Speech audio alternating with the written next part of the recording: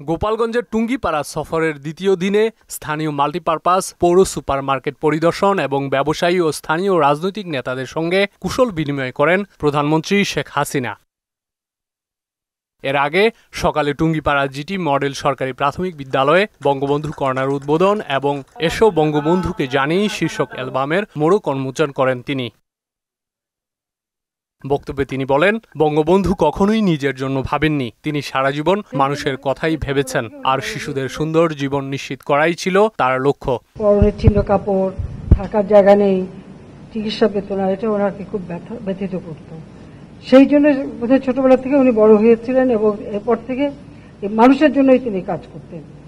নিজের জীবনের কোনো সুখ সুবিধা কিছু দেখেননি, শুধু একটাই ছিল এদেশের মানুষকে কিভাবে এই দারিদ্র্যের হাত থেকে মুক্তি দেবেন, কিভাবে একটা উন্নত জীবন দেবেন এবং ছোট্ট শিশুরা জন্য একটা সুন্দর জীবন পায়, সেটাই ওনার জীবনের লক্ষ্য।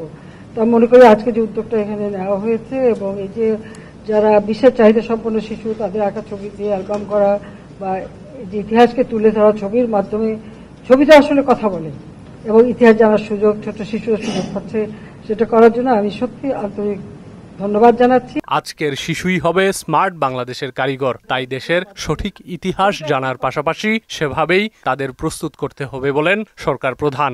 সোনামণি, তোমাদের জন্য তো আশীর্বাদ রইল, তোমার লেখাপড়া শিখে বড় হও, কারণ স্মার্ট বাংলাদেশ গড়ে তুলবো।